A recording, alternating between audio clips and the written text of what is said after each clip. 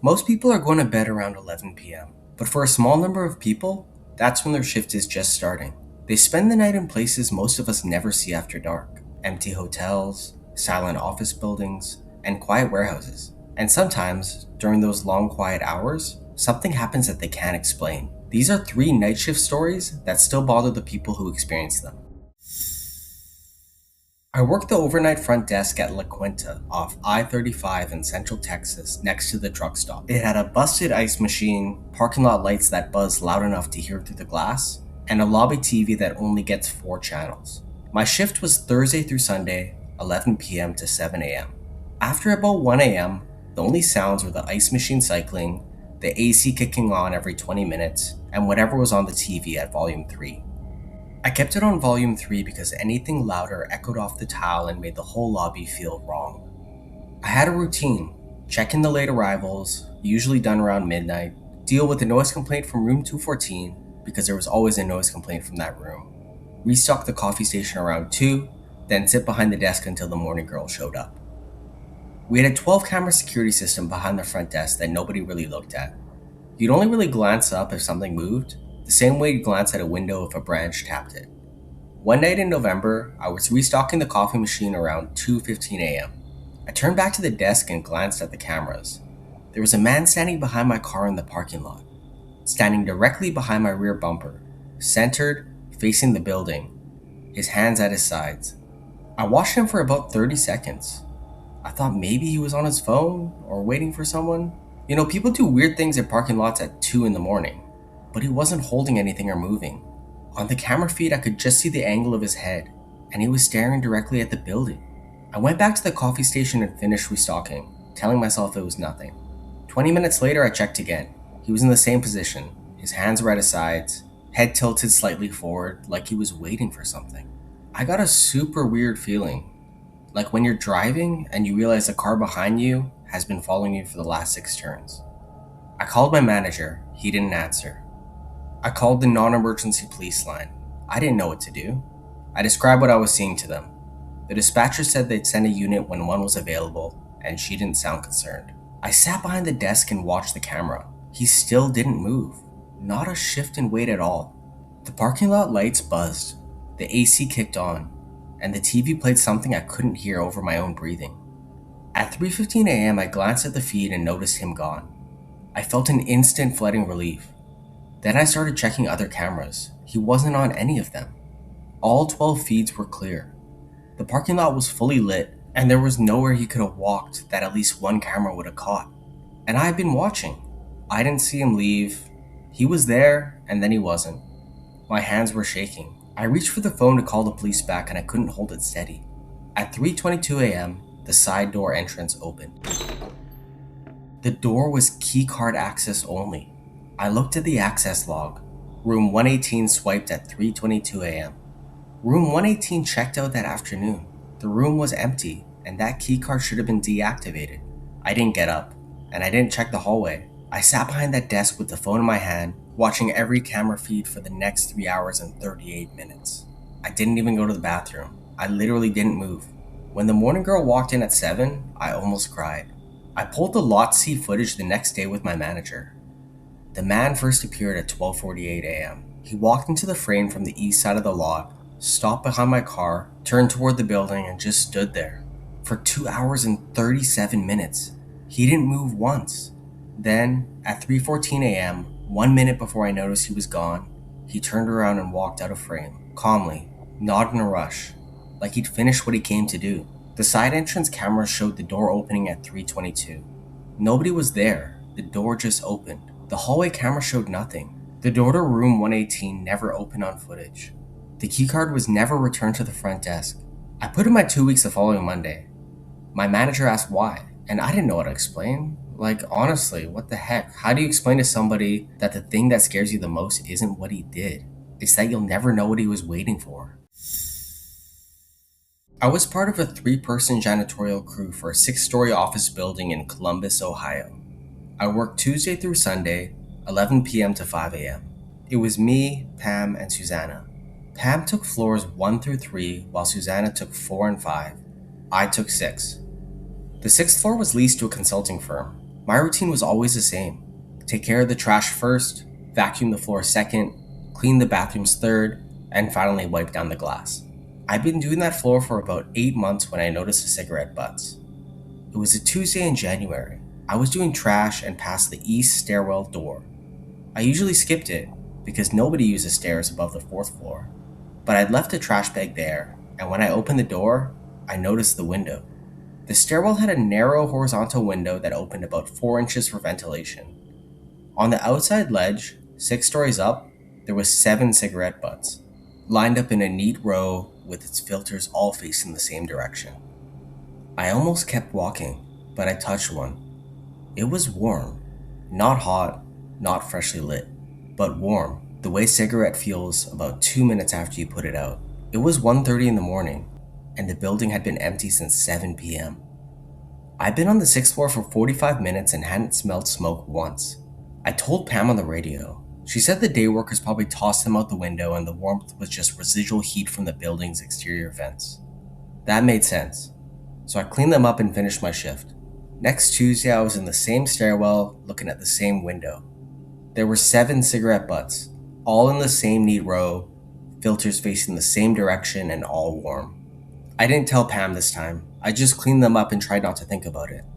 The following week, I opened the stairwell door and could already feel my stomach tightening before I looked.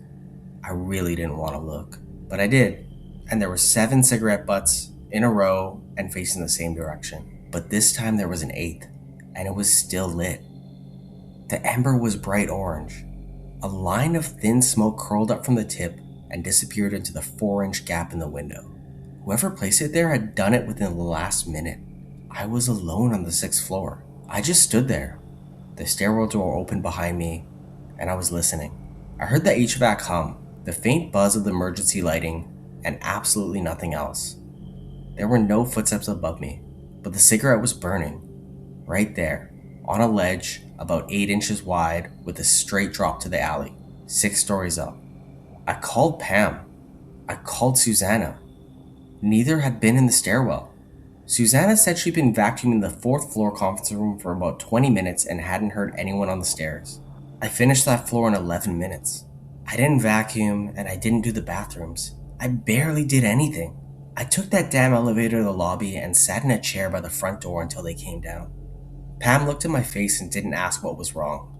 She handed me a coffee from the vending machine and said, "I'll take 6 next week." I transferred to a different building and never went back. About 3 weeks later, Pam called me at home. She didn't want to scare me, she said. The building manager had pulled the stairwell footage after Pam reported finding cigarette butts on her first week on the 6th floor. Every Tuesday at 1:40 a.m., the window latch moved on its own. The window pushed open, slowly, about 4 inches. It held for 3 minutes and then closed again. There was no one in the stairwell, no hand on that latch, and no arm reaching through the gap. Pam told me one more thing. On the footage, right before the window opened, there was a shadow on the stairwell wall. It was really faint. You could only see it if you adjusted the brightness. It didn't match anything in the stairwell. It looked like someone was standing on the other side of the window, on the outside, 6 stories up. Pam doesn't clean that floor anymore either. I did overnight security for a record storage facility about 20 minutes outside of Baltimore. The company held government contracts, tax records, old medical files, and census data. Nothing classified, just rows of filing boxes on industrial shelving inside a climate-controlled warehouse. The building was 1 story, roughly 40,000 square feet, and the fluorescent lighting ran on a timer. It had full power until midnight, half power until 6. Half power meant every other tube shut off, which meant rows alternated between lit and dark. It stretched the full length of the building. Oftentimes, I tried not to think about the dark rows. My job was super simple. I sat in the front office, watched the cameras, and did 2 walkthroughs per shift at midnight and 4 a.m. I checked for water leaks and read the climate panels. I carried a flashlight, a radio, and a key card that opened every door in the building. There were 4 doors total. Every swipe was logged with a card number. My card was 0117, and between 10 p.m. and 6 a.m., it was the only active card in the system. I had been on the job for 14 months, and in that time, the log had never once recorded a false entry. On a Wednesday in March, I did my midnight walkthrough. I was back in the front office by 12:25. I made coffee and sat down to chill. At 2:14 a.m., the entry log chimed for the south fire exit. I was sitting at the front desk. I looked down at my shirt pocket and my keycard was right there. I took it out and held it. It was warm from my body heat. It hadn't left my pocket since the walkthrough almost 2 hours ago. I read the log again. It said entry, not exit. That meant someone had swiped in from the outside using my card number. But my card was in my hand. I pulled up the south fire exit camera on the live feed. The door was closed and the corridor was empty. The half-power lighting cast its usual dim glow and there was nothing there. I sat at that desk for 5 minutes. My heart was doing something I had never done on this job, and I could hear it in my ears. The card was on the desk in front of me. The log was on the screen. The camera feed was on the monitor. I kept looking between them, as if one would change and the other one would make sense. I called the monitoring company on the radio and told them that the log had registered an entry I didn't make. The guy on the line asked if I wanted to send someone out. The nearest response unit was 45 minutes away. 45 minutes alone in that building. Boy, I did not do a 4 a.m. walkthrough. I just sat at that desk and watched every camera feed, switching between them every 20 seconds. The rows stretched out on the monitors in alternating strips of light and dark, and nothing moved. But I couldn't stop staring at the dark rows. The cameras were ceiling mounted and pointing down, which meant the dark rows were just gaps. 19 black gaps between the shelves that the cameras couldn't see into. The response unit arrived at 3:02 a.m. Two guys with flashlights walked every row. They checked the south fire exit, the loading dock, and the serving room. They found nothing. No one inside, and no sign that anyone had entered. They told me that it was probably a glitch, so I nodded and they left. My supervisor said the same thing a week later. The system had been reset, and he called it a software anomaly. He just told me to move on. I really wanted to believe that. But here's the part I can't get past. During my midnight walkthrough after that night, I had walked past the south fire exit like I always did, and for the first time, I noticed something on the wall next to the door. At about knee height, partially hidden behind a cable conduit, someone had scratched 3 small tally marks into that paint. They were thin and neat, made with something like a sharp key or nail. You could walk past them 100 times and never notice unless you were looking at exactly the right angle. After the log incident, I started checking the wall every shift. The following Wednesday, there were 4 marks. The Wednesday after that, there were 5. It happened every Wednesday.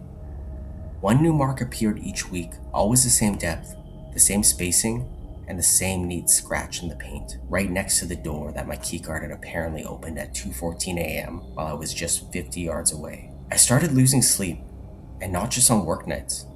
I would lie in bed and count backwards. There had been 3 marks when I first noticed them, and 1 was appearing per week. The marks were fresh, there were no dust on the grooves, and no paint flaking around the edges. They hadn't been there for years. In April, I tried something. On a Wednesday night, I pressed a piece of clear tape over the wall next to where the mark should appear. Then, I went back to the front office and watched the cameras all night. Nothing happened. There was no log entry and no movement on any feed. On Thursday morning, I checked the wall. The tape was still there, completely undisturbed. There was a new mark underneath it. It was in the exact same spot, at the same depth with the same neat scratch. It had been cut right through that adhesive and onto the paint without displacing the tape at all. I quit the next day. I didn't give 2 weeks notice and I didn't explain why. My supervisor called me 3 times and I never picked up. By the time I left, there were 16 marks. I still don't know what was being counted, but whatever made those marks was inside that building with me every Wednesday night for at least 4 months and I never saw it. I never saw it on the cameras, I never saw it on the rows, and I never saw it on the dark gaps between the shelves where the light didn't reach. There had been 3 marks when I first noticed. That means it had already been coming for 3 weeks before I even knew.